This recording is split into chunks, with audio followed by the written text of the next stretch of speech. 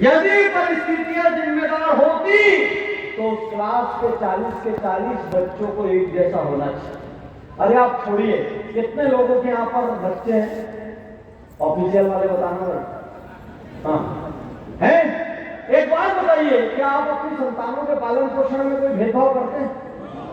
कितने लोगों के 2 बच्चे, हाथ उठाइए। 10 भैया मोहल्ले में। हाँ, अच्छा कितने लोगों के 3 हैं? 3 वाले भी बहुत हैं, और प्रोडक्शन रेट चेक कर ले। कितने लोगों के 4 हैं? अरे कर क्या रहे हो भाई? चलो एक लास्ट का ही और लेता हूं, कितने लोगों के 5 हैं? आप लोग की तो फोटो लगा के माला पहनाने का जी कर रहा है मेरा। ठीक है, अब ज्यादा कमाना, ये गामा ज्यादा बेचना पड़ेगा, 5 को अच्छा स्कूल कॉलेज सब देना है। तो वो ध्यान से सुनो, एक मां की कोख से 3 बच्चे पैदा हो रहे हैं। कोख दुनिया का सबसे क्लोज इकोसिस्टम। मां तीनों बच्चों को एक चक्की का आटा खिला रही कि नहीं? उतना ही प्यार कर रही है तीनों बच्चों को। यदि किसी को बुखार होता है तो उसके सिर पे भी पट्टी लगेगी, दूसरे को बुखार होगा तो उसके सिर पे भी पट्टी लगेगी। जितनी माएं हैं, हाथ उठाओ पहले, जितनी माएं हैं, कोई भी भेदभाव करते हो क्या? उसके बाद भी आपके दोनों तीनों बच्चे एक जैसे निकलते हैं? एक के लिए आप क्या बोलते हो? इसका तो कोई टेंशन ही नहीं है, ये तो कुछ कर ही देगा, इसी के मारे परेशान है। जब हम 2 बच्चों को, 3 बच्चों को एक कोख से पैदा करके एक चक्की का आटा खिला के एक जैसा 100% पालन पोषण दे के भी तीनों बच्चों को एक जैसा नहीं बना पाते, इसका मतलब भाई परिस्थिति तो जिम्मेदार नहीं है। पहले आज इस बात से सहमत हो जाओ कि परिस्थिति जिम्मेदार। तो कोई भी परिस्थिति का बहाना, मैं स्मार्ट नहीं हूं, तेज नहीं हूं, लेट आया बिजनेस में, इंग्लिश नहीं, हमारे गांव में माहौल नहीं, हमारे राज्य में माहौल नहीं, हमारे बहुत सारी कंपनी, जितना कॉम्पिटिटर ज्यादा है, फला रेट ज्यादा है। क्योंकि यदि परिस्थिति जिम्मेदार होती तो पूरे गामा में एक को भी नहीं कमाना चाहिए। यदि मार्केट फैसला करेगा, इसका मतलब जो टॉप के लीडर हैं, जो भी आरसीएम के टॉप के लीडर हैं, जो भी गामा में टॉप परफॉर्मेंस कर रहे हैं, आप कुछ तो ऐसा कर रहे हैं सेम परिस्थिति में जो बाकी नहीं कर रहे हैं। जितने भी गामा आरसीएम के हेलो टॉप लीडर हैं, वो कुछ तो ऐसा कर रहे हैं सेम परिस्थिति में जो बाकी लोग। तो परिस्थिति नहीं बदलेगी, हमको ये देखना पड़ेगा कि हमारा जो टॉप लीडर है, हमारा जो परफॉर्मर है, हमारा जो आदमी लगातार नए नए लेवल हिट कर रहा है, वो ऐसा क्या कर रहा है जिसको हम मिस कर रहे हैं? Am I right or not? एक भी बहाना, गांव छोटा, शहर छोटा, इंग्लिश, हाइट, ऊंचाई, भाषा, बोली, स्मार्टनेस, सबको एक किनारे रख के आगे लगा दो। और खाली ये देखो भाई, ये जो परफॉर्मर है ये ऐसा क्या कर रहा है कि ये बार बार रिजल्ट ला रहा है, और हम क्या मिस कर रहे हैं जिसकी वजह से हम लोग रिजल्ट नहीं ला पा रहे हैं। तो मैं आगे बढ़ूं उसके पहले एक कहानी सुनाता हूं। आज मैं आपको पूरा बताऊंगा क्यों इंडिया बेस्ट है। जिसने भी आपको बोला है मार्केट में बहुत सैचुरेशन है, तो असली फैक्ट क्या है, असली ग्लोबल फैक्ट क्या है? और मैं आपको बता दूं, आज की डेट में हमारी स्थिति यह है कि यदि 100 MLM कंपनी से इन्विटेशन आ रहा है तो हम सिर्फ 5 में जा रहे हैं जिनके हमको भरोसा है। 95 को हम मना कर देते हैं कि नहीं आए। यहां पर आके खड़े हैं, मतलब मान के चलना कि मन के अंदर कुछ % का भरोसा कंपनी पर है, प्रोडक्ट। तो आज आपको मैं बताता हूं ये कहानी। मैं जब MLM के प्रोग्राम्स में आता हूं, मेरा महज मुंह से भाषण नहीं रहता, मैं यहां से भाषण यहां। उसका कारण यह है कि जब एक बड़ा कॉर्पोरेट हमको बुलाता है लाखों करोड़, बहुत ध्यान से सुनना मेरे बात, जब बड़ा कॉर्पोरेट हमको बुलाता है लाखों करोड़ का, हम उसके समुंदर में एक छोटी सी बूंद और जोड़ के आया। लेकिन इस वक्त इस हॉल में जो लोग बैठे हैं वो अपने भाग्य को बदलने निकले हैं। आप सामान्य लोग नहीं हो। आपको जो परिस्थिति मिली, आप गांव में पैदा हुए, गरीबी में पैदा हुए, एजुकेशन नहीं ले पाए, व्यापार में बहुत सारी गलतियां हो गई, जॉब अच्छा नहीं मिल पाया, कोई भी कारण हो 90% लोगों का, आप वो लोग हो जिसने भाग्य का लिखा मानने से इनकार कर दिया और आप निकल पड़े हो कि हम अपनी किस्मत खुद लिखेंगे और इसके लिए चाहे जो सहना पड़े सहेंगे। आप योद्धा हो, वो सीमा पे सैनिक लड़ रहे हैं और आप यहाँ पे अपने घर, अपने शहर, अपनी इज्जत, अपनी आने वाले भविष्य की लड़ाई आप यहाँ पे लड़ रहे हैं। और मैं ये भी जानता हूँ इस लड़ाई में बहुत बार अपमानित भी होते हैं, राइट की रॉन्ग। बहुत बार हिम्मत टूटती है, राइट की रॉन्ग। बहुत बार मन में सवाल उठता है क्या कर रहे हैं आप, राइट की रॉन्ग। उसके बावजूद भी जो लड़ रहा है वो एक दिन हासिल करता है। मैं आपको बता रहा हूं, जब मैंने ये जुड़ो जुड़ो जीतो लिखी, कितना सच कितना झूठ लिखी,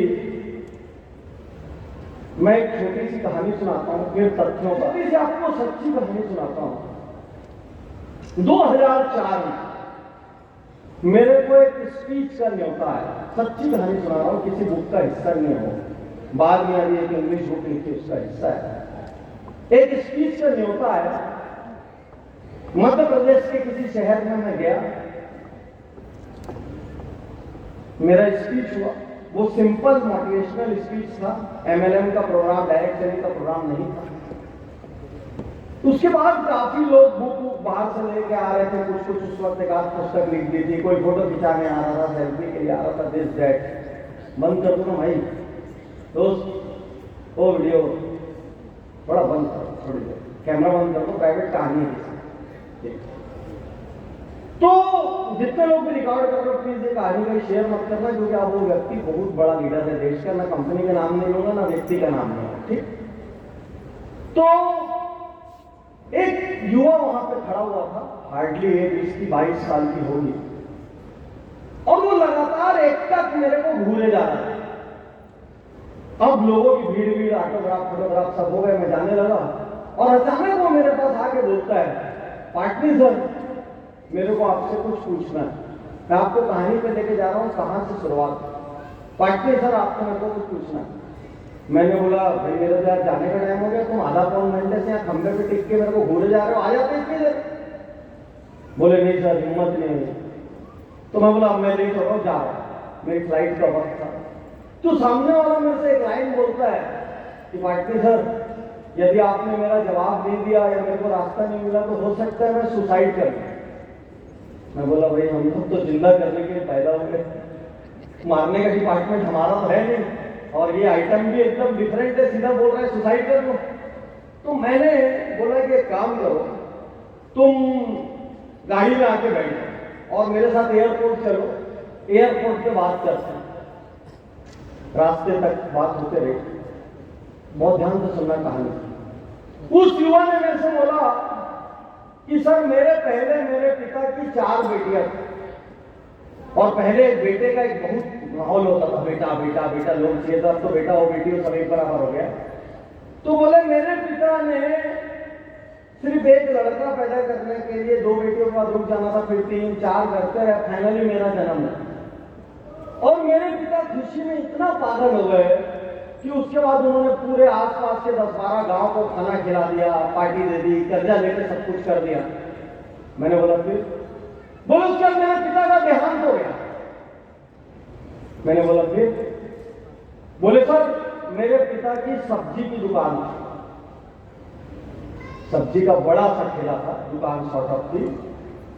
बोले सर घर में और कोई कमाने वाला था नहीं, तो धीरे धीरे दुकान छोटी होती गई, बिकती गई, साइज कम होती गई, और सब मेरे को बोलते थे तू ही लड़का है, तू ही करेगा, तू ही लड़का है, तू ही परिवार चलाएगा। अब मैं तो स्कूल भी नहीं जा पाया। मैं बोला फिर? बोले सर किसी ने मेरे को बोला कि डायरेक्ट सेलिंग में आ जाओ, यहाँ पर एजुकेशन की भी जरूरत नहीं है, बहुत पैसे की भी जरूरत नहीं है, कुछ ना कुछ कर लोगे, मेहनत करोगे। बोले मैं आ गया। अब चुनौती क्या थी, मैं जिसके पास भी जाता था और बोलता था इससे इतनी कमाई हो जाएगी, इससे भला हो जाएगा, ये हो जाएगा, तो सामने वाला बोलता था तू ही कर ले पहले। कितने लोगों ने ऐसा सुना है जिनको किसी ने बोला तुम ले लो अपनी गाड़ी पहले, तुम ले लो अपना घर पहले, उसके बाद आना हमारे पास, ठीक? तो उसने सब सुना। अब देखिए किस्मत कैसी होती है। बोले सर मैंने मरने का निर्णय ले लिया। हाँ बोला ठीक, फिर? बोले सर एक दिन मैं रेलवे लाइन पे जाके लेट गया, क्योंकि मैं सोचा बिल्डिंग से कूदा, कहीं 2-4 हड्डी टूट के बच गया तो, जहर खाया नकली निकल गया तो, हेलो ये देखो पूरे गजनी हो गए। खुद गामा प्रोडक्ट खुद कंज्यूम कर लेना पहले। सेल्फ कंजम्पशन बहुत इंपॉर्टेंट होता है व्यापार में, ठीक? तो जब भी मैं हेलो बोलूंगा आप एक बार ताली बजाएंगे, हेलो, और जोर से मुंह से आवाज निकलेगी हो, हेलो। अब ठीक। तो भाई कहानी सच्ची है ना, ड्रामे को मत जाना। पटरी पे गया, लेट गया। मैडम जिसको ऊपर वाला मारना नहीं चाहता वो भी बहुत ड्रामा करता है। ट्रेन आई 1 घंटा, 2 घंटा, 3 घंटा, ट्रेन ही नहीं आई। ट्रेन नहीं आई, अब इसको भूख लगने लगती, तो भूख मौत पे जीत गई। ये भाई बोला घर जाके खाता हूं, पता नहीं ट्रेन कब आई। तो एक्चुअली उस दिन उस रूट पे मेगा ब्लॉक लगा। मेगा ब्लॉक समझते हैं ना, रिपेयरिंग के लिए रोड बंद करते हैं उस ट्रैक को।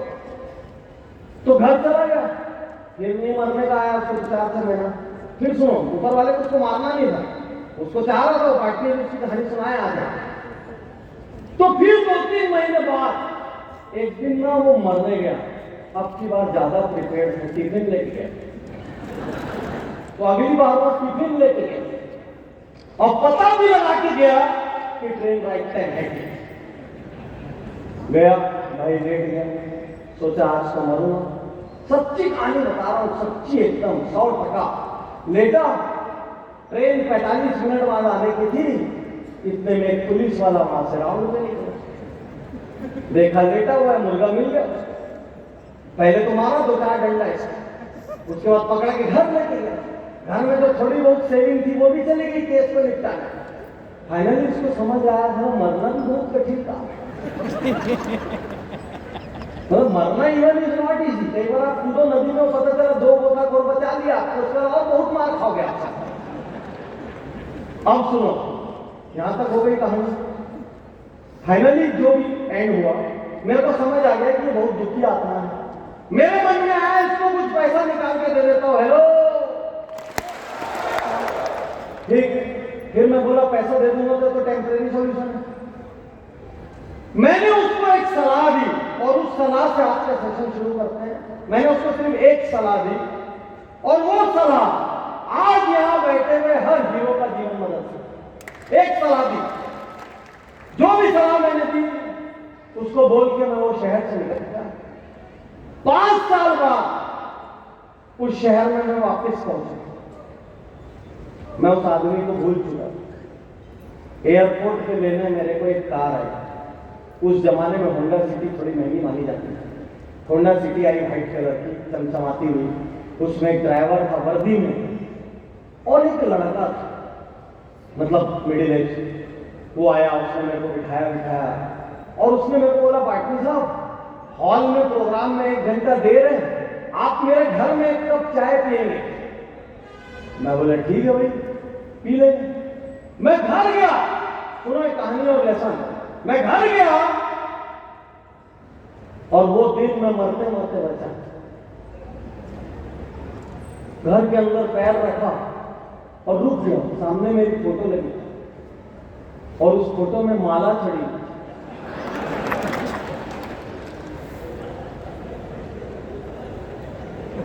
तो मैं उससे फोटो को 2-3 बार देखा ही तो मेरे टाइप का दिख रहा है। मेरे को लगा कोई हमशक्ल सीता गीता राम श्याम होगा। फिर मैं कपड़ा देखा, टाई तो मेरी है। तो मैं घबराहट से गया और फोटो लगाया, माला चढ़ाकर, इतने में उसकी मम्मी आई अंदर से, मेरे पैर पकड़ ली, पार्टी दी आज हम जहां भी आपकी वजह से। मैं और घबराया, मैं तो पहली बार मिला हूं। मैं बोला कोई वो भूत टाइप हॉरर पिक्चर तो नहीं है, सब कैरेक्टर आते हैं मन होते हैं। बोला अम्मा क्या कर रहे हो आप, मेरी माता जी की उम्र के हो। इतने में वो बोला सर आपने मेरे को पहचाना नहीं, एकदम सच्ची कहानी। मैं बोला नहीं। बोले सर आपको याद है 5-6 साल पहले आए थे एक लड़का, आप मैं बोला तू है क्या। मैं बोला तेरी तो स्टाइल बदल गई। पैसा क्या होता है, सब स्टाइल बदल देता। ये जितने सूट बूट में दिख रहे हो ना बेटा, टाई तक बांधना नहीं आता 80%। राइट की रॉन्ग है। गांव से साइकिल में अपना कोट अलग से थैली में लेके निकलते हो, क्योंकि गांव में कोई टाई बांधेगा नहीं। फिर कोई भी प्रोग्राम हॉल के बाहर एक आदमी को ढूंढते हो जो 30-40 टाई बांधता है। राइट की रॉन्ग है। कितने लोग यहीं पे आके पहली बार ये सूट वूट पहनना शुरू किए, शादी का सूट छोड़ दो, बाकी कितने लोग यहीं पे आके सूट वूट पहनना शुरू किए, ईमानदारी से हाथ उठाओ। ये देखो इतने सारे हाथ है। पहले सूट पहन के अपने को ही गड़बड़ लगता था, कुछ ठीक ठाक है कि नहीं, बीमार तो नहीं हो रहा। आप पहन रहे कॉन्फिडेंस, तो उसकी क्या पूरी स्टाइल बदल गई। सुनना कहानी का एंड, क्योंकि इसके बाद बहुत सीरियस लेक्चर शुरू होने वाला है। वो मेरे से बोलता है पता है पार्टनर सर, ये जो आप घर देख रहे 2 माले का घर था, एकदम सफेद, बाहर 3 गाड़ी खड़ी थी। सर ये घर भी मेरा है, ये दोनों तीनों गाड़ी भी मेरी है।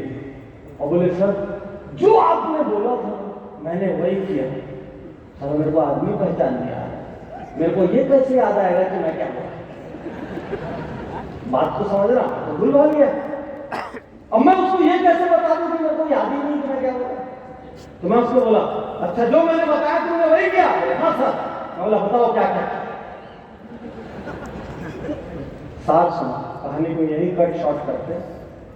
मैंने उस लड़के को एक सलाह दी, एक सलाह। 365 दिन, चाहे बुखार हो, चाहे आंधी हो, चाहे भयंकर गर्मी हो, चाहे भयंकर बारिश हो, हर दिन 3 घंटा एकदम सीरियस डायरेक्ट चलेगा।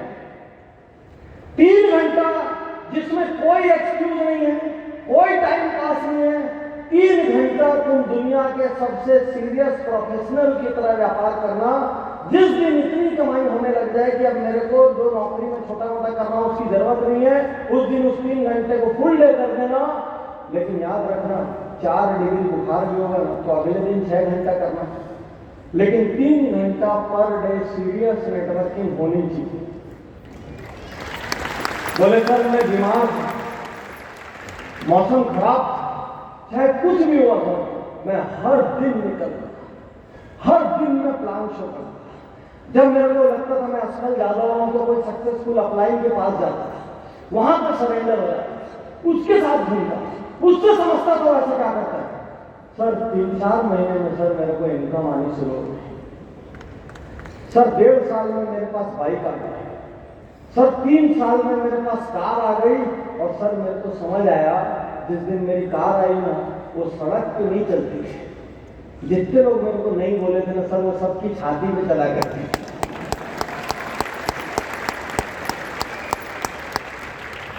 और उस दिन मेरे को लगा ये बिजनेस अद्भुत है, अनूठा है।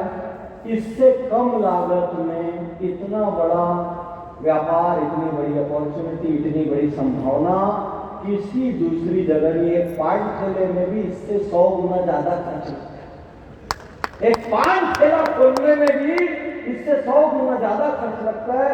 और इस व्यापार में आप सूट बूट पहन के बैठे हो, 25 साल पान ठेला चलाने वाला भी सूट बूट पहन के नहीं बैठे। इस व्यापार में कई लोगों ने गाड़ियां खरीद ली, घर बना लिए। आपके बाहर दुकानें लगी हुई है, 50 साल दुकानें करके भी वहां पर नहीं पहुंच सकते जहां पर आप पहुंच सकते हो। तो आज हम कुछ फैक्ट पे बात करेंगे और इसीलिए मैंने जुड़ो जोड़ो जीतो लिखी, इसीलिए मैंने कितना सच कितना झूठ लिखी। और आज यहाँ पे डंके की चोट पे बोलता हूं, कितनी कंपनी, कितने लीडर हमारे पास आए जिन्होंने बोला सर पुस्तक में हमारा नाम छाप दो, हमने नहीं छापा। कैसे ने बोला हमारी फोटो छाप दो, हमने नहीं छापा। हमारे कितने मोटिवेशनल स्पीकर कितनी कंपनियों का हिस्सा बन गए, 25 साल हो गए, आज तक मैं बिना किसी कंपनी का हिस्सा बने इस नेटवर्क मार्केटिंग का 100% सच्चाई और ईमानदारी से प्रचार प्रसार करता। यदि आप खड़े के एथिक्स सिखा रहा हूं तो इसी एथिक्स का पालन मैं पिछले 20 साल से कर रहा हूं और आपको यकीन दिलाता हूं कि एथिक्स के साथ इस व्यापार में शिखर पर पहुंचा जा सकता है। किसी बेईमानी की कोई जरूरत नहीं है, लेकिन उसका रास्ता कैसे निकलेगा? गहरे लेक्चर के लिए तैयार हैं तो पहले सब अपनी अपनी जगह खड़े हो जाओ, सारे लोग अपनी अपनी जगह पर खड़े हो जाओ। ठीक, सब थोड़ा अपने हाथों को टैप करें, दूसरा हाथ बाजू वाले को मत करना, अपना करना। हाँ, इधर इधर। हाँ चलो, लीवर, किडनी, लंग, स्प्लीन, ये तो सब आप गामा के बारे में डिटेल बताते पढ़ ही लियोगे। हाँ भाई, अपना ही है, कर लो। हाँ चलो, पीठ पे बढ़िया से। अब बाजू वाले की पीठ पे, पहले राइट साइड वाले की पीठ पे, जिसके बाजू में लेडीज होगी तो हम कर लें। अब लेफ्ट साइड वाले की पीठ पे। अब जोरदार तालियां खुद के लिए बजा के, एक जोरदार हुल्लड़ के साथ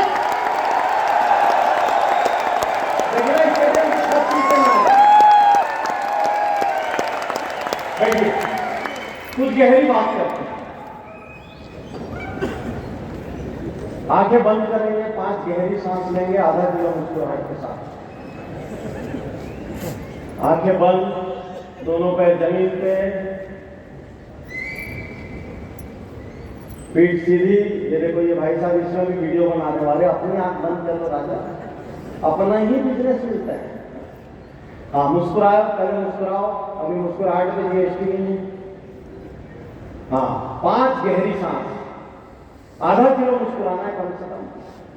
मन में मत मुस्कुराना, नहीं तो कोई मन में पेमेंट कर दे।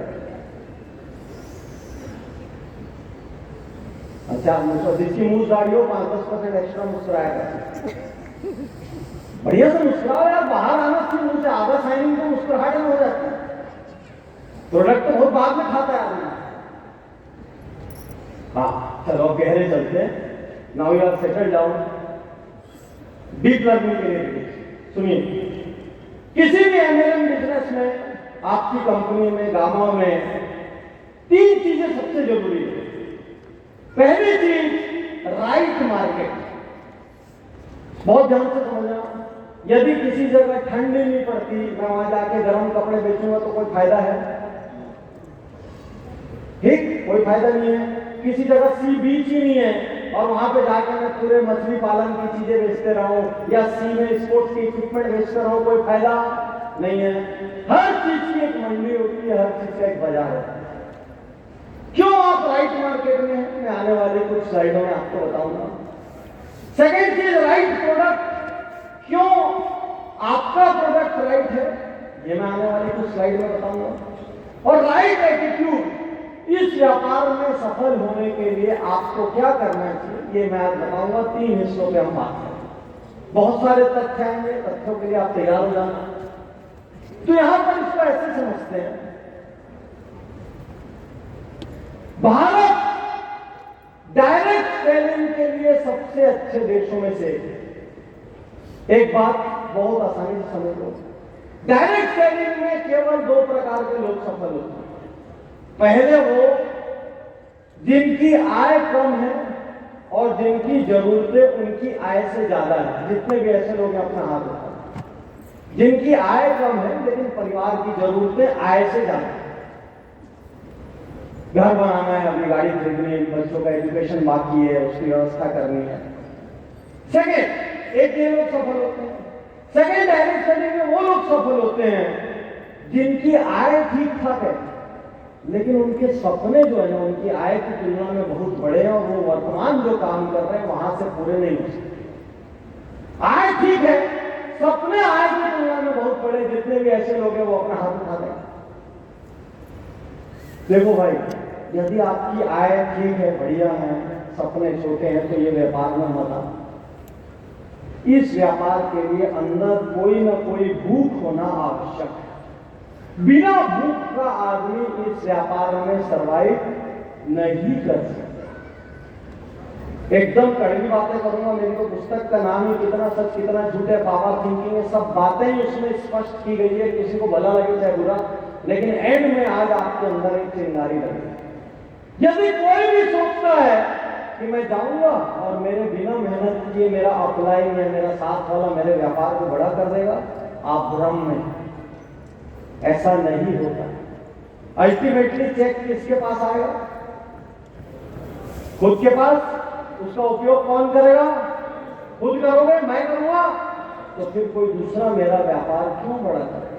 वो मेरा साथ दे सकता है, वो मेरे को सिखा सकता है, वो जब मैं डिप्रेस हूं तो मेरे बाजू में खड़ा हो सकता है, वो मुझे अपग्रेड कर सकता है। मेरा व्यापार वो बड़ा नहीं कर सकता। क्लियर? ये फैक्ट आप याद रखिए।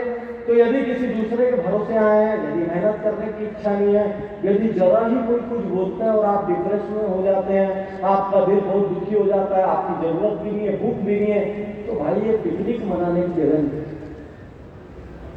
ये पिकनिक मनाने की जगह नहीं है। क्योंकि क्या होगा, कल आप इनेक्टिव हो गए और आप बाहर निकल के इस बिजनेस और इस सिस्टम को गालियां दोगे। पहले यहाँ पे बहुत गालियां पड़ेगी, आपकी एक और की गालियों की जरूरत नहीं।